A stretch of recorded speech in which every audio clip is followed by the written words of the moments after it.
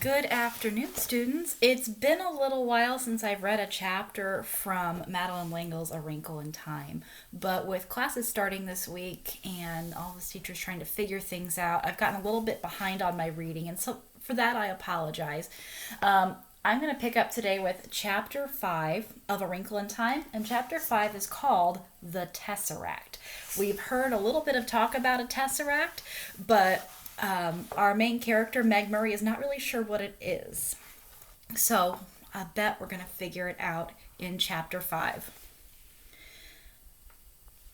Yes, Mrs. Witch said.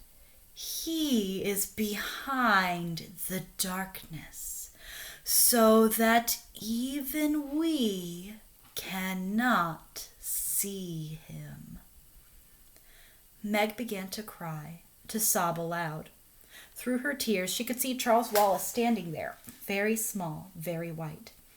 Calvin put his arms around her, but she shuddered and broke away, sobbing wildly. Then she was enfolded in the great wings of Mrs. Whatsit, and she felt comfort and strength pouring through her. Mrs. Whatsit was not speaking aloud, and yet through the wings Meg understood the words. My child, do not despair. Do you think we would have brought you here if there were no hope? We are asking you to do a difficult thing, but we are confident that you can do it. Your father needs help. He needs courage. And for his children, he may be able to do what he cannot do for himself. Now, Mrs. Witch said, are we ready? Where are we going? Calvin asked. Again, Meg felt an actual physical tingling of fear as Mrs. Witch spoke.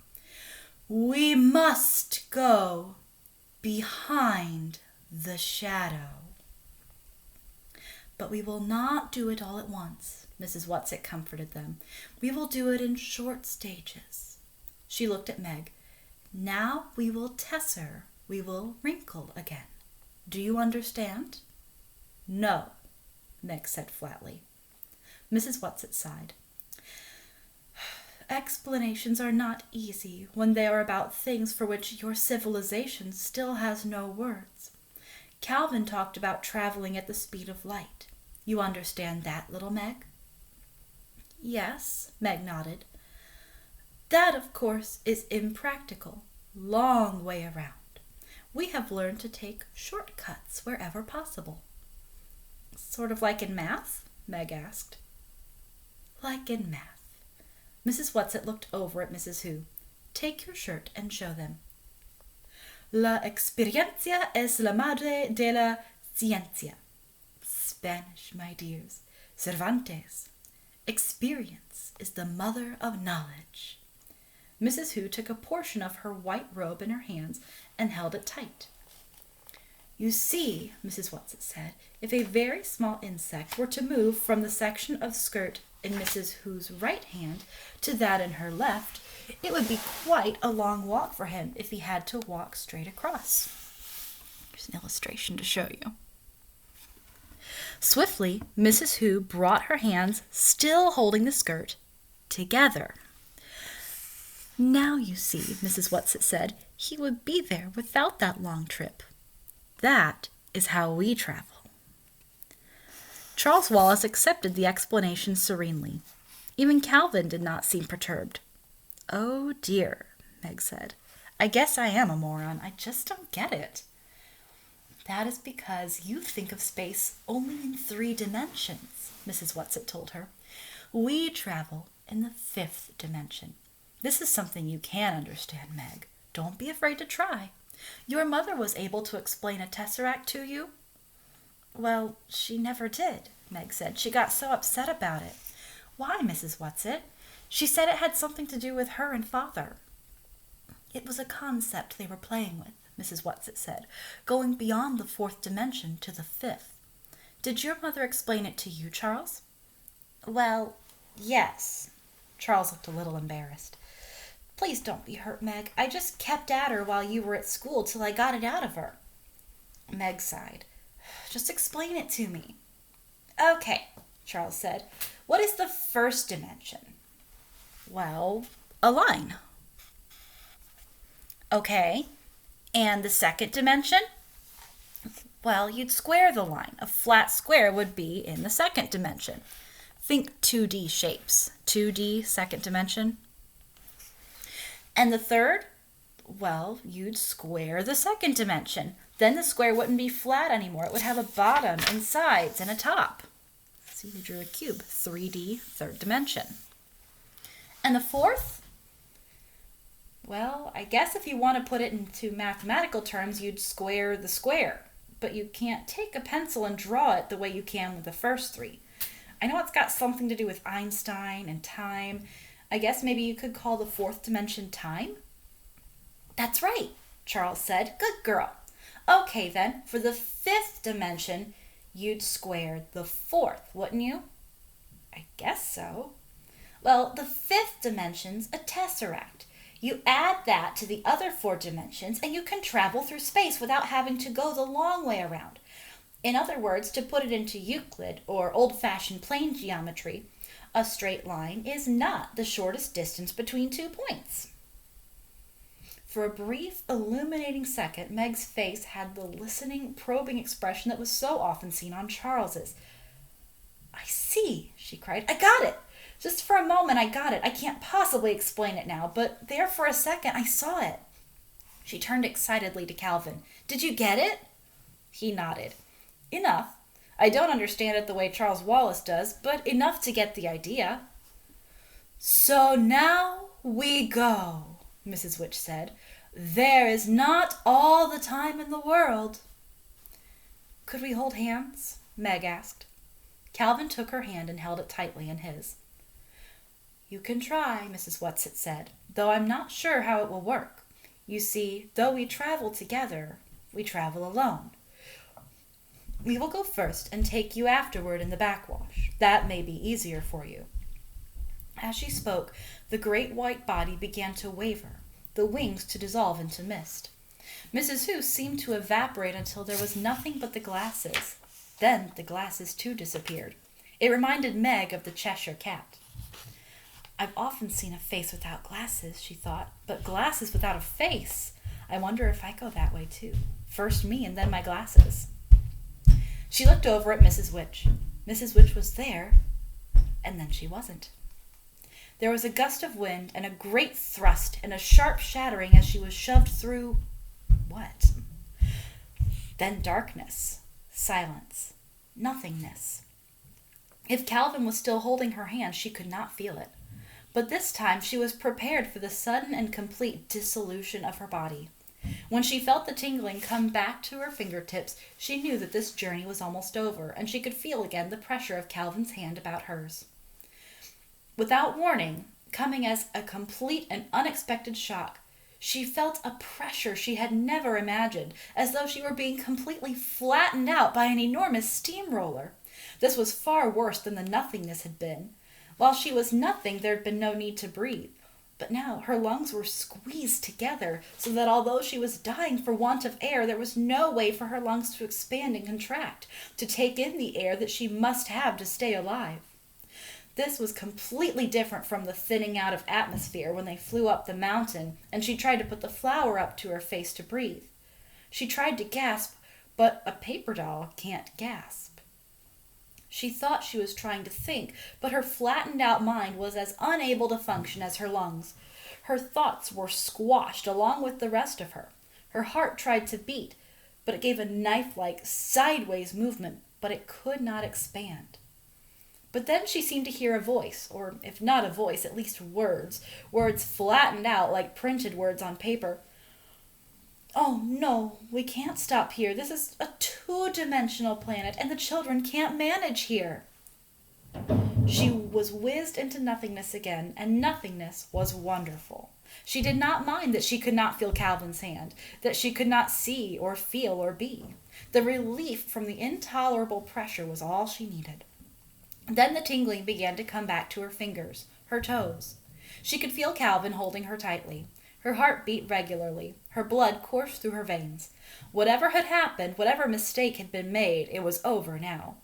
She thought she heard Charles Wallace saying his words round and full as spoken words ought to be. Really, Mrs. Witch, you might have killed us.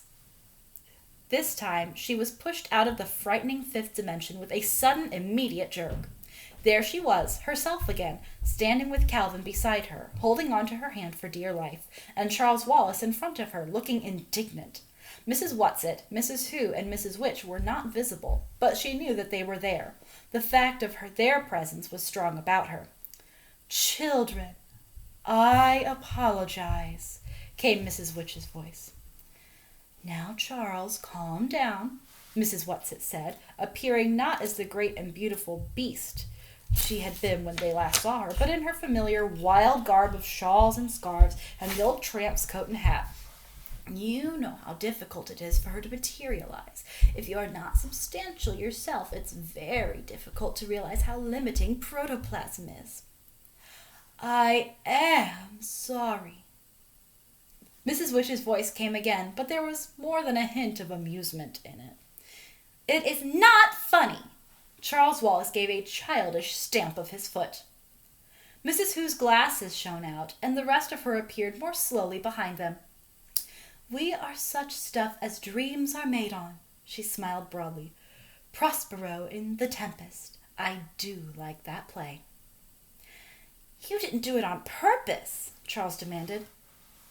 "Oh, my darling, of course not," Mrs. Whatsit said quickly. "It was just a very understandable mistake. It's very difficult for Mrs. Witch to think in a corporeal way. She wouldn't hurt you deliberately, you know that.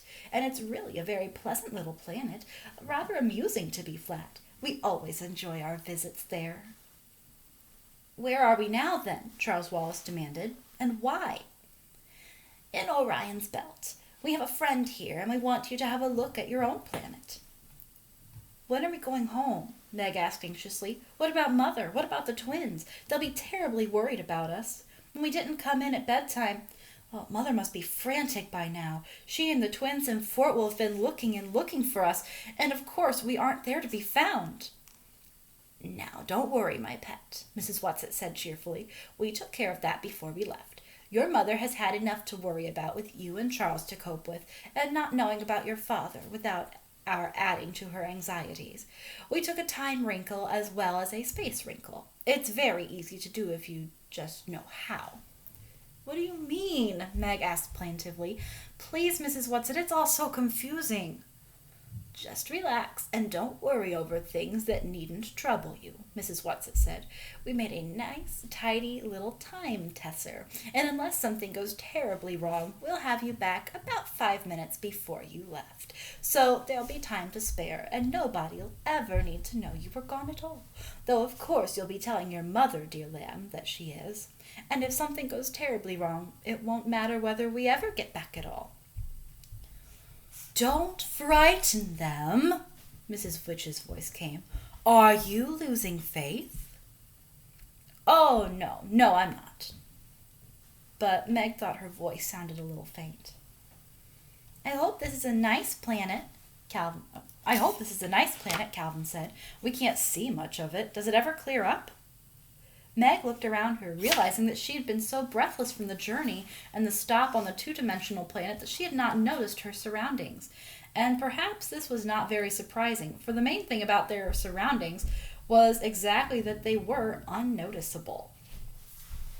They seemed to be standing on some kind of nondescript flat surface. The air around them was gray. It was not exactly fog, but she could see nothing through it. Visibility was limited to the nicely definite bodies of Charles Wallace and Calvin, the rather unbelievable bodies of Mrs. Whatsit and Mrs. Who, and a faint occasional glimmer that was Mrs. Witch. "Come, children," Mrs. Whatsit said. "We don't have far to go, and we might as well walk. It will do you good to stretch your legs a little." As they moved through the grayness, Meg caught an occasional glimpse of slag-like rocks, but there were no traces of trees or bushes, nothing but flat ground under their feet, no sign of any vegetation at all. Finally, ahead of them, there loomed what seemed to be a hill of stone. As they approached it, Meg could see that there was an entrance that led into a deep, dark cavern. "Are we going in there?" she asked nervously. "Don't be afraid," Mrs. Whatsit said. "It's easier for the happy medium to work within. Oh, you'll like her, children. She's very jolly. If ever I saw her looking unhappy, I would be very depressed myself. As long as she can laugh, I'm sure there is going to come out right in the end. Mrs. Whatsit, came Mrs. Witch's voice severely, just because you are very young is no excuse for talking too much. Mrs. Whatsit looked hurt, but she subsided. Just how old are you? Calvin asked her. Just a moment, Mrs. Whatsit murmured, and appeared to calculate rapidly upon her fingers. She nodded triumphantly. Exactly 2,379,152,497 years, 8 months, and 3 days. That is according to your calendar, of course, which even you know isn't very accurate. She leaned closer to Meg and Calvin and whispered, It was really a very great honor for me to be chosen for this mission. It's just because of my verbalizing and materializing so well, you know. But of course, we can't take any credit for our talents. It's how we use them that counts. And I make far too many mistakes. That's why Mrs. Who and I enjoyed seeing Mrs. Witch make a mistake when she tried to land you on a 2-dimensional planet. It was that we were laughing at, not you. She was laughing at herself, you see. She's really terribly nice to us younger ones. Meg was listening with such interest to what Mrs. Whatsit was saying that she hardly noticed when they went into the cave. The transition from the grayness outside to the grayness of inside was almost unnoticeable. She saw a flickering light ahead of them, and ahead and down, and it was toward this they went. As they drew closer, she realized that it was a fire. It gets very cold in here, Mrs. Whatsit said, so we asked her to have a good bonfire going for you. As they approached the fire, they could see a dark shadow against it, and as they went closer still, they could see that the shadow was a woman. She wore a turban of beautiful pale mauve silk and a long, flowing purple satin gown. In her hands was a crystal ball into which she was gazing raptly. She did not appear to see the children, Mrs. Whatsit, Mrs. Who, and Mrs. Witch, but continued to stare into the crystal ball. And as she stared, she began to laugh, and she laughed and laughed at whatever it was that she was seeing. Mrs. Witch's voice rang out clear and strong, echoing against the walls of the cavern, and the words fell with a sonorous clang. We are here! The woman looked up from the ball, and when she saw them, she got up and curtsied deeply. Mrs. Whatsit and Mrs. Who dropped small curtsies in return, and the shimmer seemed to bow slightly.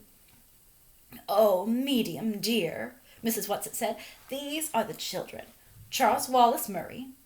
Charles Wallace bowed. Margaret Murray.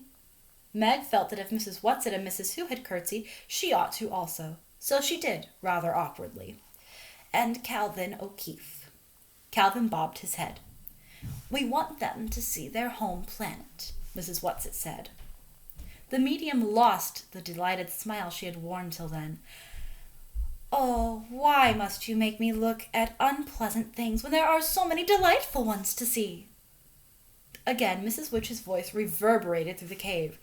There will no longer be so many pleasant things to look at if responsible people do not do something about the unpleasant ones. The medium sighed and held the ball high. Look, children, Mrs. Whatsit said. Look into it well. Que la terre est petite à qui la voit dessus. Delil.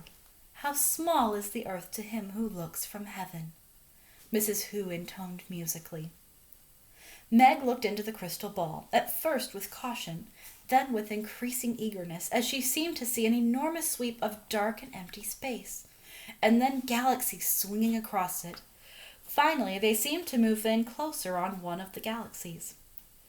Your own Milky Way, Mrs. Whatsit whispered to Meg. They were headed directly toward the center of the galaxy. Then they moved off to one side. Stars seemed to be rushing at them. Meg flung up her arm over her face as though to ward off the blow. Look, Mrs. Witch commanded. Meg dropped her arm. They seemed to be moving in toward a planet. She thought she could make out polar ice caps. Everything seemed sparkling clear. No, medium dear, that's Mars, Mrs. Whatsit reproved gently. Do I have to? the medium asked. Now, Mrs. Witch commanded. The bright planet moved out of their vision. For a moment there was the darkness of space, then another planet. The outlines of this planet were not clean and clear. It seemed to be covered with a smoky haze. Through the haze, Meg thought she could make out the familiar outlines of continents like pictures in her social studies books. Is it because of our atmosphere that we can't see properly? She asked anxiously. No, Meg. You know what it is not. You know that it is not the atmosphere, Mrs. Witch said. You must be brave. It's the thing, Charles Wallace cried. It's the dark thing we saw from the mountain peak on Uriel when we were riding on Mrs. Whatsit's back. Did it just come? Meg asked in agony, unable to take her eyes from the sickness of the shadow which darkened the beauty of the earth. Did it just come while we've been gone? Mrs. Witch's voice seemed very tired. Tell her, she said to Mrs. Whatsit. Mrs. Whatsit sighed. No, Meg, it hasn't just come.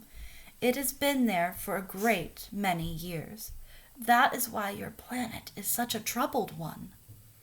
But why? Calvin started to ask, his voice croaking hoarsely. Mrs. Whatsit raised her hand to silence him. We showed you the dark thing on Uriel first. Oh, for many reasons. First, because the atmosphere of the mountain peaks there is so clear and thin you could see it for what it is. And we thought it would be easier for you to understand if you saw it, well, someplace else first, not your own Earth. I hate it, Charles Wallace cried passionately. I hate the dark thing. Mrs. Whatsit nodded. Yes, Charles dear, we all do. That's another reason we wanted to prepare you on Uriel. We thought it would be too frightening for you to see at first all about your own beloved world. But what is it? Calvin demanded. We know it's evil, but what is it? You have said it. Mrs. Witch's voice rang out. It is evil. It is the powers of darkness. But what's going to happen? Meg's voice trembled. Oh, please, Mrs. Witch, tell us what's going to happen. We will continue to fight. Something in Mrs. Witch's voice made all three of the children stand together, throwing back their shoulders with determination, looking at the glimmer that was Mrs. Witch with pride and confidence. And we're not alone, you know, children, came Mrs. Whatsit, the comforter.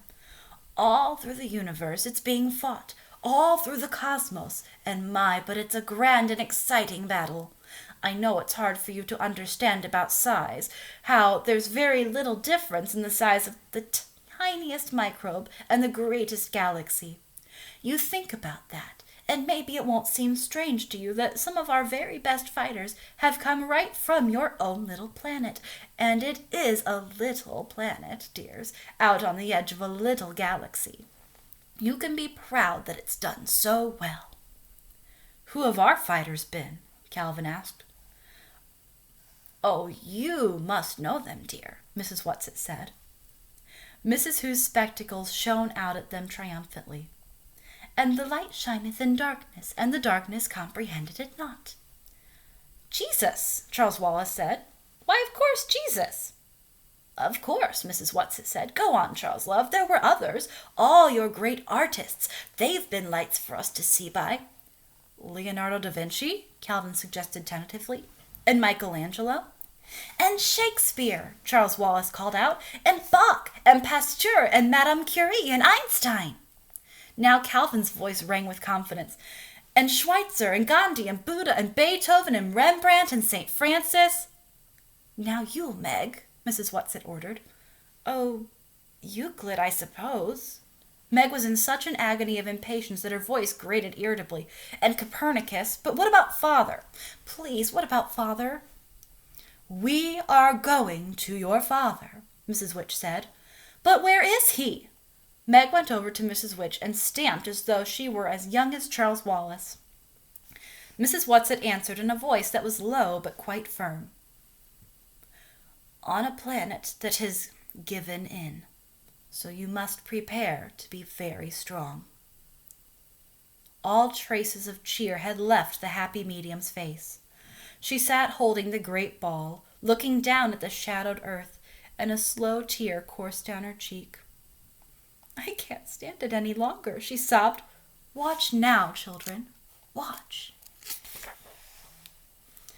And that ends chapter 5. And next time we're going to read chapter 6, The Happy Medium. I hope you're enjoying this book so far. When we finish, you are all welcome to take the AR test over this. If you have a copy of this book at home, I encourage you to read along. Otherwise, I know that there are digital copies out there. If you have a Kindle, you're welcome to download a copy. I know a lot of reading materials are free downloads right now because of everyone's inaccessibility to libraries and schools. So I strongly encourage you to read along, especially for some of these characters like Mrs. Witch. The way I'm reading her voice is different because of the way the author is writing her dialogue. And we've got examples like with the illustrations in this last chapter. If you have that in front of you, it's going to make that stick with you a little bit more firmly than just listening. So again, I hope you've enjoyed it. If you can get your hands on a copy of A Wrinkle in Time, I encourage you to read along with us. Next up is going to be Chapter 6, The Happy Medium. Bye, guys.